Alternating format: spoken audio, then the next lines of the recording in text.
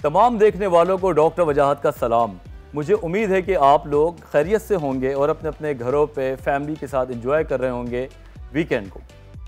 बहुत अच्छा लगता है जब आप लोग हमारे शो की हमें फीडबैक देते हैं, हमें अप्रिशिएट करते हैं। कोशिश हमारी यही है कि सेहत की बातें आपको आपके घरों तक पहुँचाएँ। जो टॉपिक्स आप हमें बता रहे हैं, जो इंस्टाग्राम पे फीडबैक आ रहा है, डेफिनेटली वो भी हमारे माइंड में है और हम उन चीज़ों को भी टाइम के साथ साथ लेके आएंगे। बचपन से एक कहावत सुनता था जिसको कहते थे हेल्थ इज़ वेल्थ, जिसको उर्दू में कहते हैं तंदुरुस्ती हज़ार नेमत है। ये बात जब तक समझ नहीं आती जब तक हम खुद बीमार ना हो, जब तक खुद हमें कोई चीज़ लाहक ना हो, हमें ये बात कभी समझ नहीं आती। तो हम ये चाहते हैं कि ये जो तंदुरुस्ती हज़ार नेमत है कि जो ये कोट है, हमें बीमार होने से पहले समझ आए और हम इस चीज़ को इसको लिफ्ट कराएं, इसका ख्याल करें। अमूमन मुझसे भी जो मेरे पेशेंट्स हैं, क्लाइंट्स हैं या फ्रेंड्स हैं, वो पूछते हैं कि आपकी फ़िटनेस का या आप अपने आप को कैसे मेंटेन करते हैं। तो बिलीव मी, मैं हमेशा उनको दो बातें समझाता हूँ। नंबर 1, कम खाओ, अच्छा खाओ, और नंबर 2, एक्सरसाइज ज़रूर करो। कम खाओ और अच्छा खाओ में जो आज हम बात करने आ रहे हैं वो है जंक फूड। जंक फूड जब हमारे सामने ये वर्ड आता है तो हमारे मुंह में पानी आ जाता है। हमें लगता है कि हमें बहुत ज़्यादा भूख लग रही है, किसी को बर्गर की भूख लगती है, किसी को पिज़्ज़ा की भूख लगती है, लेकिन जो वक्ती फ़ायदा है, ये जो अट्रैक्शन है, बिलीव करें अगर आप ये रेगुलर करेंगे तो ये आपके लिए अजाब बन सकता है। एक मेरी अपनी ज़ाती टिप भी है, वो ये कि अगर आप लोग अपने घरों की क्रॉकरी को कम कर लें, चाय के कप को छोटा कर लें, प्लेट्स को कम कर लें, तो ऑटोमेटिकली आप उसमें खाना कम डालेंगे, और जब आप उसमें खाना कम डालेंगे तो आप खाएंगे भी कम, क्योंकि हमें ये फील होता है कि जितना भी प्लेट में खाना है वो सारा खा जाना चाहिए। तो इस चीज़ का ख्याल करें। दूसरी बात ये कि जो ख़वातीन जो हामिला होती हैं, प्रेग्नेंट होती हैं, अगर वो उस टाइम पे जंक फूड ज़्यादा खाएँ तो बिलीव मी उनके आने वाले बच्चों के अंदर ये टेंडेंसी ऑटोमेटिकली आ जाती है। Can you believe it. तीसरी बात ये जो कि रिसर्च साबित करती है कि जो लोग जंक फूड की तरफ भागते हैं उनको बाकायदा क्रेविंग होती है, भूख नहीं क्रेविंग होती है, और ये बिल्कुल वैसी होती है जैसे किसी को नशा करने की क्रेविंग होती है। तो कोशिश करें कि माइंडलेस ईटिंग से बचें और जो भी खाएं सोच समझ के खाएं, क्योंकि माइंडफुल ईटिंग बहुत ज़रूरी है। तो हमारे पास जो टॉपिक्स हैं उसमें एक टॉपिक तो यही है जिससे हम बात कर रहे हैं जंक फूड। किस तरीके से जंक फूड हमारे जिस्म पे और हमारे जहन पे असरअंदाज होता है, ज़रूर जानिएगा। दूसरा हमारा फेवरेट सेगमेंट है जिसको कहते हैं लाइफ सेविंग हैक्स। आपको पता है कि मौसम चेंज हो रहा है और इस मौसम की तब्दीली की वजह से बहुत सारी चीज़ें होती हैं, सोर थ्रोट हो गया, फ्लू हो गया। तो आज हम आपको बताएंगे कुछ हैक्स घर में बैठे बैठे कि आप इन चीज़ों से कैसे जान छुड़ा सकते हैं। और तीसरा टॉपिक जिस हवाले से हम बात करने जा रहे हैं वो मेरे दिल के तो बहुत करीब है। पूरा पाकिस्तान ये बात चाहता है कि हमारा नाम उस लिस्ट से बाहर आ जाए जहाँ पे पोलियो पे बात होती है। हमारा कंट्री पोलियो फ्री होना चाहिए। इसी सिलसिले में तमाम लोग मेहनत कर रहे हैं और उसी हवाले से हमारे साथ गेस्ट होंगी, डॉक्टर होंगे जो आपको काफ़ी चीज़ें बताएंगी पोलियो के हवाले से। साथ साथ जंक फूड के हवाले से भी हमारे पास एक एक्सपर्ट हैं, वो आपको बताएंगे कि जंक फूड लेने से किस किस किस्म के नुकसानात होते हैं। ये तमाम चीज़ें आपके साथ हमारे आने वाले टाइम में होंगी, तो आप लोग कहीं नहीं जाइएगा, स्टे विद अस, बिकॉज हम कहीं जा नहीं रहे, जल्दी से आ रहे हैं।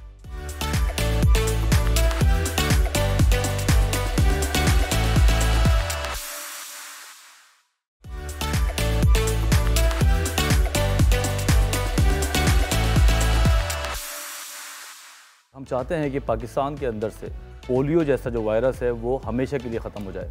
इसी सिलसिले में बहुत सारी कोशिशें हैं, डिफरेंट जगह पे हम बात कर रहे हैं, और जो आज हमारा अगला सेगमेंट है वो भी इसी के मुतालिक है।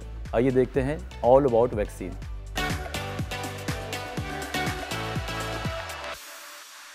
तो हमारे साथ मौजूद हैं डॉक्टर राहत नाज, चाइल्ड स्पेशलिस्ट हैं, बहुत नफीस खातून है, बहुत मज़े की बात करती हैं। तो आइए अब इनसे मिलते हैं। अस्सलाम वालेकुम डॉक्टर साहिबा। वालेकुम सलाम डॉक्टर साहब, thank you for inviting me over here. और मुझे ये सेगमेंट बहुत अच्छा लगा। It's very good for the general public कि आप इम्यूनाइजेशन पे बात कर रहे हैं, जिससे आपका मैसेज घरों में ख़वातीन तक, घर वालों तक पहुँच रहा है। It's a good idea, I must appreciate it. बस यही हमारी कोशिश है कि हमारा जो पाकिस्तान है वो जल्द अज जल्द इस पोलियो जैसी बीमारी से समझ लें कि जान ही छुड़ा लें, क्योंकि ये एक ऐसी बीमारी है जिसमें बच्चे का तो कोई कसूर नहीं है, लेकिन हमारे फैमिली अगर इस चीज़ को इग्नोर करे तो फिर बच्चा आने वाले कल में वो माजूर भी हो सकता है और उसके साथ बहुत सारे मसाइल पैदा हो सकते हैं। जी डॉक्टर साहब। तो पहला सवाल मेरा ये है कि इम्यूनाइजेशन से क्या मुराद है? इम्यूनाइजेशन से मुराद हमारी हिफाजती टीके हैं और हर मुल्क के अपना एक प्रोग्राम ऑफ इम्यूनाइजेशन होता है जो उस मुल्क की ज़रूरियात के हिसाब से डिज़ाइन होता है। तो ये तमाम वो वैक्सीन है, ये तमाम वो टीके हैं जिनको अगर वक्त पे लगवा लिया जाए तो बहुत से मूजी अमराज से आपका बच्चा बच सकता है। हम हमेशा कहते हैं prevention is better than cure. Exactly अगर आप अपने बच्चे को टीके लगवा लेंगे तो आपका बच्चा इन मुहल्लिक बीमारियों से बच जाएगा, सेहतमंद रहेगा। और जैसा कि आपने कहा कि उसका अगर बच्चा सेहतमंद होगा तो अच्छा शहरी बनेगा और ये हमारा मुस्तकबिल है। बेशक अगर हमारा आज का बच्चा सेहतमंद होगा तो 20-25 साल के बाद तो उसने हमारे माशरे में एक जिम्मेदारी पकड़नी है, अच्छा शहरी बनेगा, अच्छा शहरी बनेगा। बिल्कुल। अगर फ़र्ज़ करें कि कोई भी बच्चा इम्यूनाइज ना हो सका हो किसी भी वजह से, तो क्या वो ये बीमारियाँ उसकी ज़िंदगी में आ सकती हैं? बिल्कुल आ सकती हैं। बिकॉज देखिए ना, इम्यूनाइजेशन का मकसद आपके जिस्म में क़ुव्वत मुदाफ़ियत या हिफाजती हिसार क्रिएट करना है। अगर कोई बच्चा माँ कोई मसला हो गया और कुछ महीने जो शुरू से हमारे तो वैक्सीन पैदाइश से शुरू हो जाते हैं, अगर नहीं करा सके तो जिस स्टेज पे उन्हें ख्याल आता है उस स्टेज पे वो करा लें। चाहे बच्चा 1 साल का हो गया है, 2 साल का हो गया है, 5 साल का हो गया है, ये कोई ना सोचें कि भाई हमने क्योंकि वक्त पे नहीं कराया तो अब नहीं करा सकते। बिल्कुल। कई लोग क्लिनिक में भी आके ये सवाल करते हैं कि हमने कल ये ऐड देखा और उसके बाद हमें एहसास हुआ कि हमें तो अपने बच्चों को कतरे पिलाने चाहिए, लेकिन हमारा बच्चा 4 साल का हो गया है या 5 साल का हो गया है, तो उसका मतलब है हमने तो मिस कर दी हैं वैक्सीन। तो उस कंडीशन में क्या करना चाहिए? देखिए, हमारे पास एक नॉर्मल वैक्सीनेशन स्केड्यूल होता है जो पैदाइश से लेके 6 हफ्ते इस तरह से चलता है। एक हमारा दूसरा स्केड्यूल होता है जो हम जिन बच्चों ने वो टीके नहीं लगाए वक्त पे उनको किस तरह लगाना है, ठीक है। तो वो हमारे पास आ जाए, हम उनका डॉक्टर उनको उसी हिसाब से टीके लगा देगा। लेकिन ये कोई ना सोचिए कि मैंने अगर वक्त पे नहीं लगाया तो मैं अब ना लगाऊं। देर ज़रूर हो गई आपसे, लेकिन उसको ऐसा ना कीजिए कि करें ही ना। उसको कोशिश कीजिए कि अपनी गलती को सुधार लें। तो सुधारना का तरीका यही है कि हम अपने डॉक्टर नए स्केड्यूल के साथ अपने ड्रॉप्स को हर जगह डॉक्टर के अलावा भी हिफाजती टीकों के मराकज़ गवर्नमेंट ने खोले हुए हैं। देखिए, एक होता है नॉर्मल स्केड्यूल कि आपके बच्चे ने टीका लगवाया, आपने बच्चे ने पोलियो के ड्रॉप्स लिए, लेकिन जब इस तरह की कैंपेन चलती है तो इसमें हम मास स्केल पे इम्यूनाइजेशन करते हैं। अच्छा। यानी पूरे शहर में, पूरे मुल्क में कैंपेन चलती है। उससे एक कॉन्सेप्ट होता है हर्ड इम्यूनिटी, उसके लिए करते हैं हम। तो बेशक अगर आपके बच्चे ने 1 हफ्ते पहले भी पिए हैं as a part of routine immunisation schedule, ये फिर भी पिलाने हैं। अच्छा। तो इससे कंफ्यूज ना होइए। तो मतलब अगर फर्ज करें कि 10-15 दिन पहले ड्रॉप्स लिए हैं तो हम दोबारा पिलाएंगे, दोबारा पिला सकते हैं। बिकॉज उस वक्त पूरी कौम एक साथ हो रही है ना, हर्ड इम्यूनिटी क्रिएट कर रहे हैं हम, तो उससे क़ुव्वत मुदाफ़िअत इरेडिकेशन के लिए ज़रूरी है। ठीक है। तो ये मिथ जो है वो भी इरेडिकेट होने जा रहा है कि अगर हमारे बच्चों ने ड्रॉप्स लिए हों और अगर वर्कर्स आ जाए तो उसको दे सकते हैं। बिल्कुल दें। और देखें ना, एक रहमत का फरिश्ता आपके दरवाजे पे आता है, पोलियो वर्कर, और तमाम SOPs को कोरोना के ज़माने में फॉलो करता हुआ आता है। इसीलिए ये सब फैसिलिटीज़ आपको मुहैया की गई हैं कि अब दुनिया में सिर्फ 2 मुल्क बचे हैं, एक पाकिस्तान और अफ़गानिस्तान, जहाँ अभी भी पोलियो है। तो खुदारा इस मसले को समझिए और पोलियो कैंपेन में हमारा साथ दीजिए। सही बात है, बहुत अच्छी बात आपने कही, क्योंकि हम जितनी भी मेहनत कर लें, जब तक हमारी आवाम हमारे साथ सपोर्ट ना करे तो हम किसी भी चीज़ को कंट्रोल नहीं कर सकते। हमें आप जैसे मीडिया पर्सनस की ताउन की ज़रूरत होती है कि आप लोग, जब आपके फॉलोवर्स होते हैं, आपके प्रोग्राम्स सुनते हैं, तो उस तरह से लोग मोटिवेट होते हैं और उनके दिलों में जो सवालात जन्म लेते हैं उन सवालात का जवाब भी उन्हें मिल जाता है। अभी आप हमारे साथ हैं, लेकिन एक छोटे से ब्रेक पे हमें जाना है। जब पाकिस्तानी अवाम कोरोना के ख़िलाफ़ लड़ सकती है और हम माशाल्लाह से पूरी दुनिया में कोरोना के जो हम कंट्रोल करने वाले हैं वो अच्छे ममालिक में शामिल हैं, तो क्या वजह है कि हम सिर्फ पोलियो जैसी बीमारी के आगे हथियार डाल? कहीं नहीं जाइएगा, हमारे साथ रहें, क्योंकि हमारे पास बहुत सारी अभी बातें हैं। स्टे विद अस।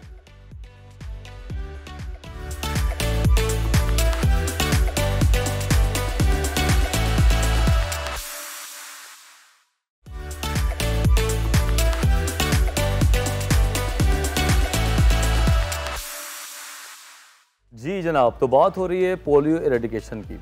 हम सारे लोग मिलकर ये कोशिश कर रहे हैं कि हमारे मुल्क से पोलियो ख़त्म हो जाए। इसी सिलसिले में एक छोटी सी काविश है और डॉक्टर राहत हमारे साथ हैं। जी मैडम, तो बात ये हो रही थी कि एक सवाल है मेरे माइंड में कि पोलियो का पहला वैक्सीन कब लगना चाहिए और आइडियली आखिरी वैक्सीन किस एज में लगना चाहिए? क्योंकि कुछ मदर्स हैं जो ये सोचती हैं कि 3 साल में, 2 साल में, 5 साल में, या बड़े बच्चों को भी पोलियो की वैक्सीन होनी चाहिए? देखिए, नॉर्मल वैक्सीनेशन स्केड्यूल जैसे कि मैंने आपको पहले बताया, EPI का programme, expanded programme of immunisation for Pakistan जो है वो बर्थ से शुरू होता है। बर्थ पे लगाते हैं, फिर 6 हफ्ते, फिर 3 डोजेज़ लगते हैं 6 वीक्स के डिफरेंस से, 6, 10 एंड 14 पे लगते हैं, 3 डोजेज़ लग जाते हैं। उसके बाद 9 महीने पे मीज़ल्स लगता है, फिर 1.5 साल पे लगता है, और ये गवर्नमेंट हमारी इतना ही लगाती है, बिकॉज गवर्नमेंट के लिमिटेड रिसोर्सेज हैं। तो ये हमारा एक्सपेंडेड प्रोग्राम ऑफ इम्यूनाइजेशन है, और अल्हम्दुलिल्लाह अब इसमें रोटा भी शामिल हो गया है। इसमें जो पहले काफ़ी महंगा समझा जाता था, अब उसके अलावा बाकी वैक्सीन अलग से होती हैं। लाइक 5 साल की उम्र पे भी बूस्टर लगता है, सेकंड बूस्टर। तो बूस्टर जो लगते हैं उसको लगाने में कोई मुआवनत तो नहीं है ना? मुआवनत बिल्कुल भी नहीं। देखें, आपने वैक्सीन लगा लिया, वैक्सीन लगाने के बाद आपके अंदर उसके बीमारी के ख़िलाफ़ कितनी क़ुव्वत मुदाफ़ियत बनी, ये डिपेंड करता है। ये बहुत सारी चीज़ों पे आप डॉक्टर ने खुद भी समझते होंगे, डिपेंड करता है। इम्यूनिटी कैसी थी, कैसे लगा, क्या हुआ, उस वक्त आपकी बॉडी का स्टेटस क्या था। तो टू बूस्ट दैट कि आपके पास पीक एफिशिएंसी रेशियो एक चीज़ होती है, वो इस वैक्सीन के लिए अचीव हो जाए, बूस्टर्स लगाए जाते हैं। ठीक है। तो पहला बूस्टर जो है 1.5 साल पे लगता है, दूसरा बूस्टर 5 साल पे लगता है, और लोग जो अफोर्ड कर सकते हैं वो 10 साल पे भी बूस्टर लगा लेते हैं। अच्छा, तो ये ऐसा नहीं है कि स्ट्रिक्टली आप बच्चे को ही लगा सकें। अच्छा, मुझे याद है कुछ अर्से पहले मैं कोरोना के से पहले एक मुल्क से बाहर जाना हुआ, तो उस कंट्री में मैंने ये भी बताना था कि मैं भी पोलियो के कतरे पी के आ रहा हूँ इस एज में भी। तो थोड़ा सा लोगों को बताएं कि लोग ये कहते हैं कि मैं तो बहुत बड़ा हो गया हूँ या मैं कहीं बाहर जा रहा हूँ, तो मैं क्यों पोलियो के कतरे पीऊँ? आप कैरियर हो सकते हैं ना, आप डिजीज़ कैरी कर सकते हैं ना। तो कुछ जो कंट्रीज़ पोलियो फ्री कंट्री हैं, तो वो तो आपको नहीं चाहेंगे कि आप उनके मुल्क में जाके खुदा ना खास्ता डिजीज़ फैलाने का ज़रिया बने। तो they don't want to take risk. तो वो जो भी उनकी कंट्री में एंटर होता है, स्पेशली हमारे पाकिस्तान से या अफ़गानिस्तान से, जहाँ ये डिज़ीज़ अभी भी मौजूद है, तो वो उनको पोलियो फ्री अपने मुल्क को रखने के लिए उनको कतरे पिला देते हैं, ताकि वो कैरियर भी हों तो ये चीज़ ख़त्म हो जाए। अच्छा। तो ये समझने की ज़रूरत है। ठीक है। आखिरी मेरा एक सवाल है। सवाल तो दिमाग में आते ही जाते हैं जब आप बात करती हैं, लेकिन कुछ साइड इफ़ेक्ट्स वगैरह हैं या बस ऐसी उड़ी उड़ाई बातें? ऐसे कुछ साइड इफ़ेक्ट नहीं है। बहुत सारे लोगों ने, देखिए, क्यों नहीं पोलियो अब तक हमारे मुल्क से ख़त्म हुआ, वजह यही मिथ्स थी, अजीब अजीब चीज़ें फैला दी गई। आप किसी ने कुछ कह दिया, किसी ने कुछ कह दिया, ऐसा कुछ भी नहीं है। ऐसा कुछ भी नहीं है। हम लोग जब पोलियो कैंपेन शुरू होती है तो अक्सर पहले खुद कतरे पीते हैं, ये बताने के लिए कि देयर इज़ नथिंग हार्मफुल। और आप टीवी पे भी देखते हैं कि बड़े बड़े लीडर, पॉलिटिशियंस, वो खुद भी कतरे पी के कैंपेन का इफ्तिताह करते हैं और बताने कि इससे क्या हार्म होगा, कुछ भी नहीं होगा। तो ये सारे मिथ्स हैं जो भी सारे मिथ्स हैं जिनकी वजह से, इन मिथ्स की वजह से हम अभी तक पोलियो फ्री कंट्री नहीं हो सके। वो कहते हैं ना कि अगर आप सोच बदल लें तो आपका अमल बदल जाता है। तो हमारी कोशिश तो यही कि हम सोच बदलें। क्या बात है कि अगर हम 2021 में हम जब दाखिल हो तो हमारे मुल्क से जनाब पोलियो जा चुका हो। बहुत अच्छी बात कही आपने, और ये बहुत बड़ी खुशखबरी होगी, और इसमें हमें मीडिया का, मुख्तलिफ चैनल्स का, और खुसूसन अपनी माओं का ताउन चाहिए। वो इस बात को समझें। आप डॉक्टर साहब इमेजिन नहीं कर सकते कि खुदा ना खास्ता किसी के घर में किसी बच्चे को पोलियो हो जाए, तो आप सोचें एक माजूर बच्चे को पालना, परवरिश करना कितना टॉर्चर माँ बाप को होता है। वो माँ बाप कहते, और वो बच्चा खुद भी सवाल करता है कि आप मेरे लिए इतना नहीं कर सकते थे कि मुझे पोलियो के कतरे पिलवा देते।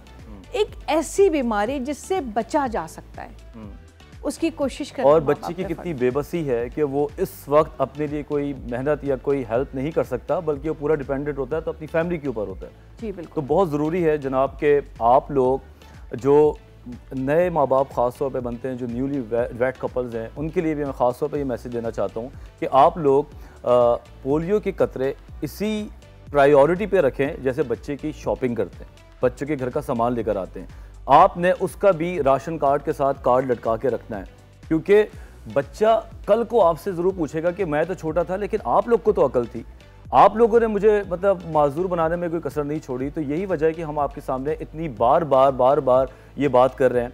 बेसिकली ये चाहते हैं कि जैसा कोरोना की बात पूरे साल हुई, डिस्कस हुआ, और उसके बाद हमारी आम आवाम तक कोरोना की अवेयरनेस है, तो इसी तरह हम लोगों ने सोच लिया कि पोलियो के हवाले से भी अवेयरनेस हो और हर घर का शख्स इस बारे में बात कर रहा हो। आप जो खुश रहती हैं माशाल्लाह से, मैंने हमेशा आपको खुश देखा है, लोग तो कहते हैं कि डॉक्टर्स बड़े चिड़चिड़े होते हैं और बड़े जनाब बिग हेडेड होते हैं, लेकिन मैंने हमेशा आपके चेहरे पे मुस्कुराहट देखी, क्या राज है? मेरा ख्याल है कि बच्चों को देखने से मुस्कुराहट वैसे ही आ जाती है, और मैं बच्चों की डॉक्टर हूँ तो शायद मेरी मुस्कुराहट की वजह ये भी होगी।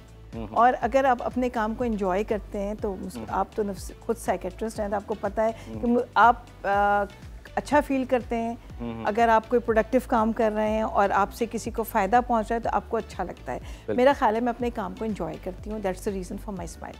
जनाब, तो देखा आपने कि किसी भी डॉक्टर के कोई भी प्रोफेशनल हो या कोई भी सर्विस प्रोवाइडर हो, उसको अपने काम को एंजॉय बहुत करना चाहिए, वरना उसके लिए वो पे बर्डन लगता है। डॉक्टर साहब, कोई मैसेज आपका हो तो प्लीज़ आप देना चाहें उन ख़ास तौर पर लोगों को जो अभी तक डरे हुए हैं पोलियो के हवाले से। मैं अपनी माँ को ये मैसेज देना चाहूँगी कि एक सेहतमंद बच्चा ही आपके माशरे का एक अच्छा शहरी बन सकता है।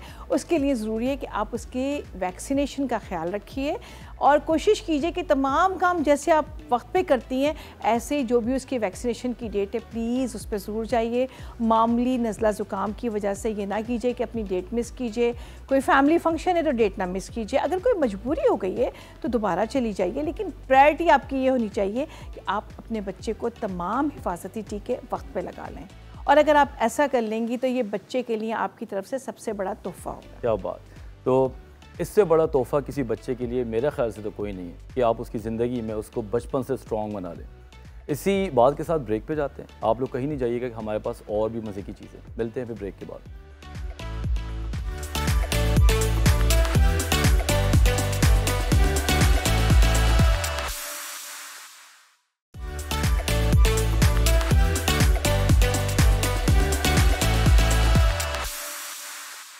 जी, welcome back after the break. अब हम बात करने जा रहे हैं अपने फेवरेट सेगमेंट की तरफ, जिसका नाम है लाइफ सेविंग हैक्स। आइए देखते हैं। जैसे कि हम सबको पता है कि अब सर्दियों की आमद है, तो अब गले की खराश यानी कि सोर थ्रोट अब होनी है। तो मेडिकली इसका इलाज ज़रा मुश्किल ही होता है, तो हमने सोचा कि आपके लिए कुछ ऐसी बातें लेकर आएँ जो कि घर में बैठे बैठे की जा सकती हैं। शहद, हनी हमेशा से एंटी बैक्टीरियल प्रॉपर्टीज़ रखता है और अगर हम शहद का इस्तेमाल रोज़ाना अपने डिफरेंट मशरूबात में कर लें तो मेरे ख्याल से वो आपके गले की खराश से आपको बचा सकता है। आप उसको गर्म चाय में पी सकते हैं या पानी में डाल के पी सकते हैं। उसके साथ साथ अगर हम आगे बढ़ें तो लहसुन की बात करेंगे। जी हाँ, लहसुन जो है, जो हमारे खानों में आम तौर पर डाला जाता है, इनके अंदर एंटीसेप्टिक प्रॉपर्टी होती है। मतलब ये कि ये वोंड को हील करने के काम आता है।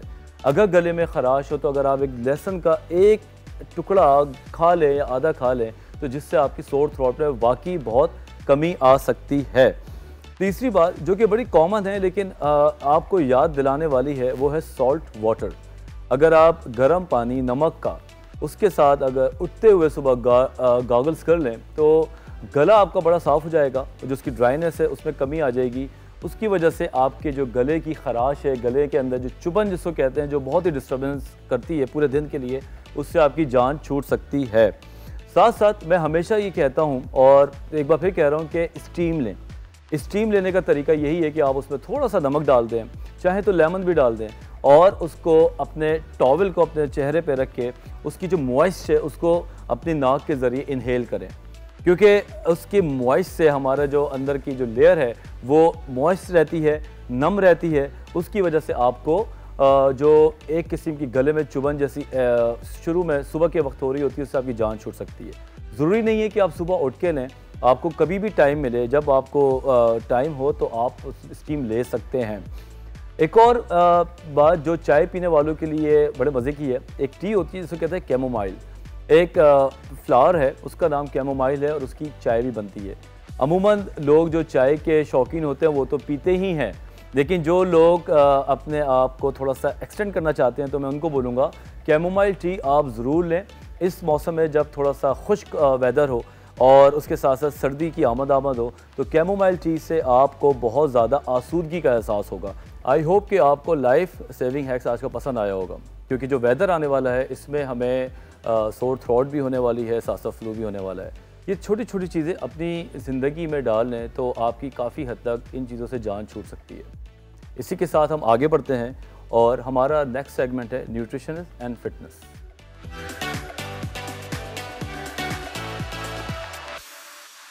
सो आज हमारे साथ जो गेस्ट हैं इस सेगमेंट में, इनका नाम है सना रज़ा हबीब। न्यूट्रिशन कोच हैं ये, उसके साथ साथ फाउंडर हैं बीन एंड पीनट्स की। आइए इनसे हम मिलते हैं। अस्सलाम वालेकुम। कैसी हैं आप? वेल। ये फाउंडर बीन एंड पीनट्स जी, ये क्या है? ये बीन एंड पीनट एक हेल्थ फूड ब्रांड है जो 2 साल पहले मैंने शुरू किया था कराची में, और इसमें हम हेल्थ फूड डिलीवरीज करते हैं अक्रॉस द सिटी। और इसमें we actually have macro calculated and calorie counted meals. We have 2 options where you can do a healthy eating option and you can do a weight loss option. Junk food, fast food, ये किस हद तक हमारे mood पे, हमारी सेहत पे असरअंदाज होता है? बहुत ज़्यादा, but before going into this I would like to talk about real food versus junk food. तो रियल फूड में आते हैं basically for energy you need macro nutrients and micro nutrients. Macro nutrients में आते हैं कार्बोहाइड्रेट्स, प्रोटीन और fats, and apart from that we need micro nutrients जो हमें कम क्वांटिटीज़ में हमारी बॉडी को ज़रूरत होती है, जैसे कैल्शियम, जिंक, विटामिन्स जो होते हैं। And junk, so that comes from real food. You know, you get vitamin C from citrus fruits. You get your carbohydrates from potatoes, rice, corn. But you get those from real food. Real food meaning food that's from plants and animals. Oh. So junk food actually doesn't come from either these two, which is why it's called junk food. मुझे ये बात बताएं कि जो junk food है, जिसको हम fast food भी कहते हैं किसी हद तक, ये किस तरीके से हमारे जिस्म के ऊपर या दिमाग के ऊपर असर करते हैं? ये इसमें बहुत ज़्यादा केमिकल्स और प्रिजर्वेटिव्स हैं। और जैसे अगर हम आलू या as supposed to potato chips खाएं, आलू सर्टेन अमाउंट हम खा सकते हैं, हम 2 आलू खा सकते हैं, 3 आलू खा सकते हैं, मगर ये जैसे पोटैटो चिप्स के एक पैकेट में वो केमिकल्स होते हैं जो हमारे ब्रेन को बताते नहीं हैं कि अब ख़त्म करो। ये सबसे ज़्यादा एडिक्टिव प्रॉब्लम है जंक फूड में। और इसके अलावा ये भी है कि ये जब ज़्यादा शुगर और फैट्स होते हैं किसी भी खाने में, वो फिर हमें इंसुलिन लेवल्स के साथ भी वो अफेक्ट करते हैं। इंसुलिन और लाइपिन वो होता है जो हमें बताता है कि एपेटाइट को कंट्रोल करता है, तो हमें बताता है कि बस हमने खा लिया है, पेट भरा हुआ है। एग्जैक्टली, कि पेट भरा हुआ है और खाने की ज़रूरत आपको है नहीं। जब हम खाना खाते हैं तो एक टाइम आता ज़रूर है जहाँ पे पता चलता है पेट भर गया। तो वो हमारा नेचुरल फूड में ज़्यादा सिग्नल मिलता है, लेकिन जंक फूड में वो सिग्नल हमें नहीं मिल रहा होता। जी। वैसे उसके अलावा ये टेक्सचर्स और फ्लेवर्स भी होते हैं। तो जंक फूड में ज़्यादा चीनी, ज़्यादा सोडियम मतलब ज़्यादा नमक, वो क्रंच और टेक्सचर्स के लिए वो अलग अलग चीज़ें डालते हैं, उसकी वजह से भी वो बहुत ज़्यादा एडिक्टिव होता है। ऐसा तो नहीं है कि हम अपने टाइम को बचाने के लिए हल्के हल्के ड्रिफ्ट हुए रेडीमेड फूड पे, और वहाँ से रेडीमेड फूड से हम कहाँ ड्रिफ्ट हुए जंक फूड की तरफ, वो हमें पता नहीं चला। और इनसाइड, क्योंकि बीइंग अ डॉक्टर मैं भी इस बात को समझता हूँ कि जब खासतौर पे बच्चे हमारे पास आते हैं और माएँ बताती हैं कि इसको तो एक जगह टिक के नहीं बैठता, इसको पढ़ाई के वक्त दिल नहीं लगता, तो जब हम उसको हिस्ट्री में जाते हैं तो पता चलता है कि ये तो रोज़ाना बर्गर खाता है, कोई ना कोई पिज्ज़ा खाता है, और फिर शुगर, बड़ी ड्रिंक्स हम लेते हैं। इतने ज़्यादा शुगर इनटेक हमारे सिस्टम में इतना ज़्यादा हो गया है कि वो बहुत एडिक्टिव के लिए। एक कैन कोक में अगर आप देखें कि कितनी चीनी है, और फ्रूट जूसेस, डब्बे वाले जो जूसेस होते हैं उनमें भी अगर आप देखें शुगर कंटेंट क्या है, तो ऑब्वियसली बच्चे को हाई लो होगा मूड में, इसलिए उनकी इंसुलिन एडजस्ट कर रही है उसमें। तो कुछ हतमी बात है कि एक फिजी ड्रिंक में कितने चमचे शुगर होती है, ये बात मैं भी जानना चाहता हूँ। वैसे 10 tablespoon. 10 table? Oh my god जी। ओह अल्लाह, ये सुनने वाली बात है कि एक फिजी ड्रिंक जो हम ग्लास पीते हैं उसमें 10 चमचे शुगर होती है। मतलब आप 10 चमचे शुगर एक टाइम पे चीनी खाएंगे तो आपका क्या हाल होगा, बहुत बुरा हाल होगा। यहीं रहें, मिलते हैं ब्रेक के बाद। कुछ और ऐसे मिथ्स हैं जो हम इस बारे में जानना चाहेंगे मैडम के साथ। Stay with us, we are coming.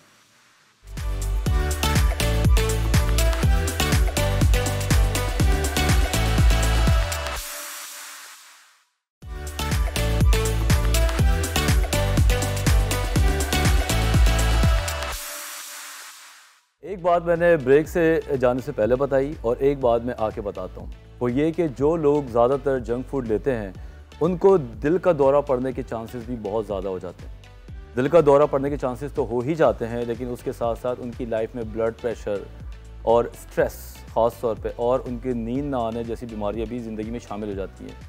तो अगर हम ये माइंड लेस ईटिंग से बाहर आएँ और माइंडफुल ईटिंग की तरफ आएँ जिसमें थोड़ी सी अकल इस्तेमाल करनी होती है, जैसे कि अगर आप एक रोल खा रहे हैं बाज़ार से, उस रोल में पराठा मायोनेज़ करने के बजाय चपाती और सैलड कर लें।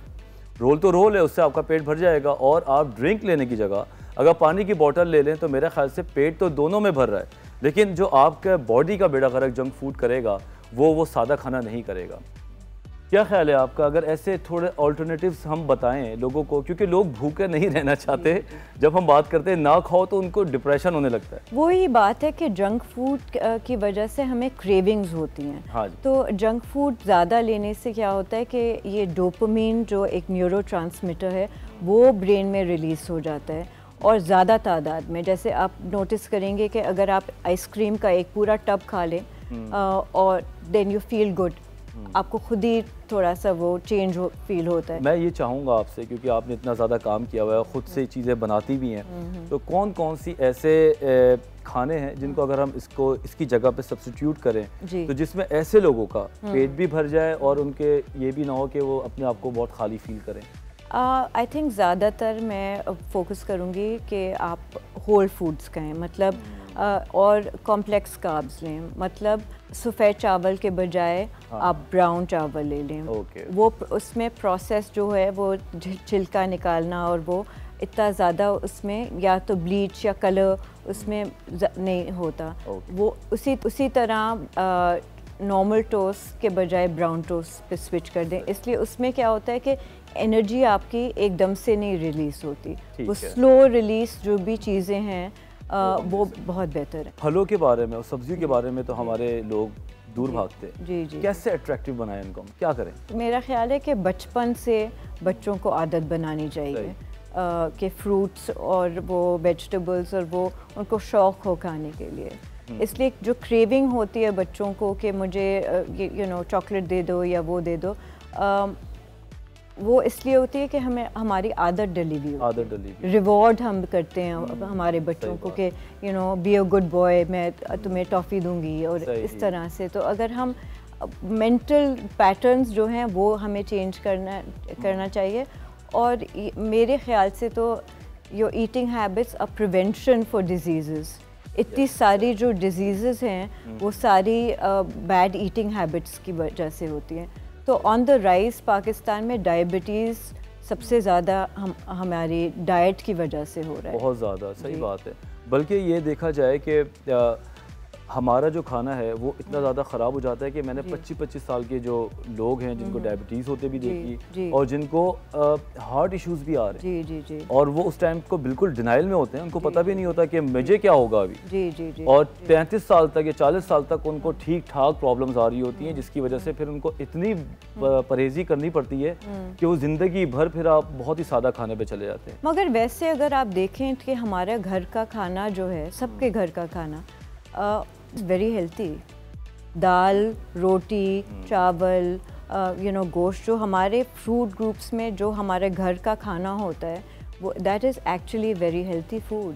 हम प्रेफर करते हैं आजकल के हम बाहर से ज़्यादा खाएं या डब्बों से ज़्यादा खाएं, तो that needs to change also. मुझे एक बात बताइए, आप अपने साथ लाइक हैं प्लीज़? एक्चुअली मैं ये चिप्स का एक पैकेट लाई हूँ और ये एक हेल्थी स्नैक है, पैकेट स्नैक है।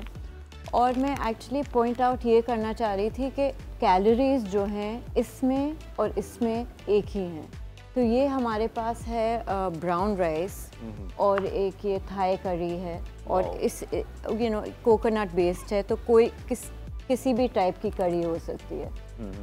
ये एक सैलड और ये चिकन का कीमा है और इन सब में सेम क्वांटिटी है कैलोरीज़ की। कुछ आइडिया है कि कितनी कैलोरीज आपके इस खाने में है? 500 कैलोरीज। जी, इसमें 500 है। ये पोर्शन चावल के, ब्राउन चावल के।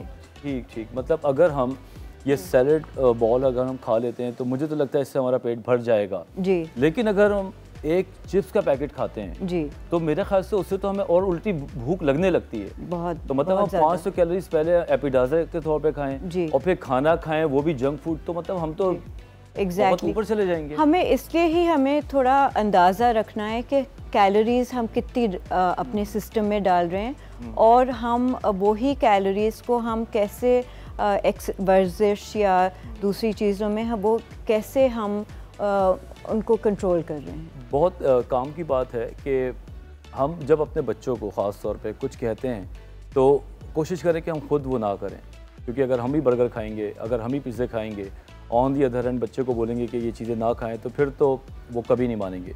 दूसरी बात ये कि हमारी ज़िंदगी में प्रायोरिटीज़ होनी चाहिए। हम खाने की प्रायोरिटी को इसलिए पीछे कर लेते हैं क्योंकि हम हर जगह लेट लतीफ़ हो गए। हम हर जगह देर करने की वजह से हमारी जो लाइफ की ओरिजिनल प्रायोरिटीज़ हैं वो चेंज हो जाती हैं। खाने को, अच्छा खाने को अपनी ज़िंदगी में बहुत ऊपर रखें, क्योंकि 11 साल मुझे हॉस्पिटल में काम करते हो गए और 11 साल में हॉस्पिटल में मैंने सबसे ज़्यादा जो लाइन सुनी है वो ये सुनी है कि हमसे जितने चाहे आप पैसे ले लें लेकिन हमारा मर्ज़ ख़त्म कर दें। ये बहुत बड़ी बात होती है कि जब आपके पास लाखों रुपए हो और आपके पास दुनिया की हर आसाइश हो, लेकिन आपकी सेहत की वजह से आप बेबस बेड पे पड़े हुए हो। तो इस स्टेप पे जाने के बजाय, यहाँ तक पहुँचने के बजाय, जब अल्लाह ताला ने हमें अक्ल दी है, सब कुछ हमें दिया हुआ है, तो हम उसको थोड़ा सा पहले से ही स्टार्ट करें। क्योंकि अगर आप माइंडलेस ईटिंग करेंगे तो माइंडलेस ईटिंग आपके जिस्म को 50 साल तक बहुत बुरी तरह असरअंदाज करती है। आप दुनिया की चीज़ों में बहुत बिजी होते हैं और आप बहाने करते हैं, लेकिन जब आप हॉस्पिटल जा रहे होते हैं, जब आपके प्रॉब्लम्स आती हैं, लैब टेस्ट ख़राब आते हैं, तो ऑफिस की भी छुट्टी होती है, घरों की भी फिर बहुत ज़्यादा डिस्टर्बेंस होती है, आपके जो लव्ड वन होते हैं वो बहुत बुरी तरह परेशान होते हैं। तो बहुत दिल से मैं ये बात कर रहा हूँ कि खाने के मामलात को, ख़ास तौर पर जंक फूड को समझें। हम ये नहीं कहते कि आप इसको ना खाएं, आप हफ्ते 10 दिन में एक बार अपने दिल की भड़ास को निकाल सकते हैं, और मैं भी ये काम करता हूँ, लेकिन हमेशा सादा खाना खाएं। हमारे इस्लाम में भी ये बात हमेशा से बताई गई है कि अगर आप मैदे का, स्टमक का एक हिस्सा खाली करके खाना खाएं तो शायद आपकी डाइजेशन भी अच्छी हो। इसी तरह एक हिस्सा छोड़ने का मकसद एक और है, वो ये है कि आप अपने आप को खाने के जो इमोशंस हैं उससे दूर रखते हैं, क्योंकि कई लोग खाने के मामले में बहुत जज्बाती होते हैं। तो उस जज्बात को अगर आप कंट्रोल कर लें तो बिलीव मी, आप पता नहीं कितनी चीज़ों पे कंट्रोल कर सकते हैं। कोशिश यही है हमारी आज के शो पे बैठने की, जो हमने आपसे आज बात की कि पोलियो जैसी बीमारी से हम जान छुड़ाएं। दुनिया कहाँ से कहाँ पहुँच गई। आप दुनिया में घूमते हैं, आपको हैरत होती है कि आप कहाँ से कहाँ हैं, और हम अभी तक अफसोस के साथ पोलियो जैसे मर्ज़ में फंसे हुए। तो प्लीज़ मेहनत करें, बल्कि हमारे साथ मिल के इसमें मेहनत करें, इससे जान छुड़ाएँ। सेकंड, खाने पीने के मामले को यहाँ से सोचें, यहाँ से नहीं, क्योंकि यहाँ से आप सोचेंगे तो फिर ये जगह आपकी बीमार हो सकती है। इसी के साथ चलते हैं हम। इंशाअल्लाह ताला अपना फ़ीडबैक हमें ज़रूर दिया करें, क्योंकि उसके बगैर हम आगे क्या बढ़ें। हम आपके टॉपिक्स को लेके बढ़ेंगे आगे। आपके जो तारीफ़ें हैं, एप्रिसिएशंस हैं, वो हमारी ऑक्सीजन है। तो इंशाअल्लाह ताला अगले एपिसोड तक हम आपसे इजाज़त चाहते हैं। इंशाअल्लाह मिलते हैं नेक्स्ट संडे को नई एनर्जी के साथ। अल्लाह हाफ़िज़।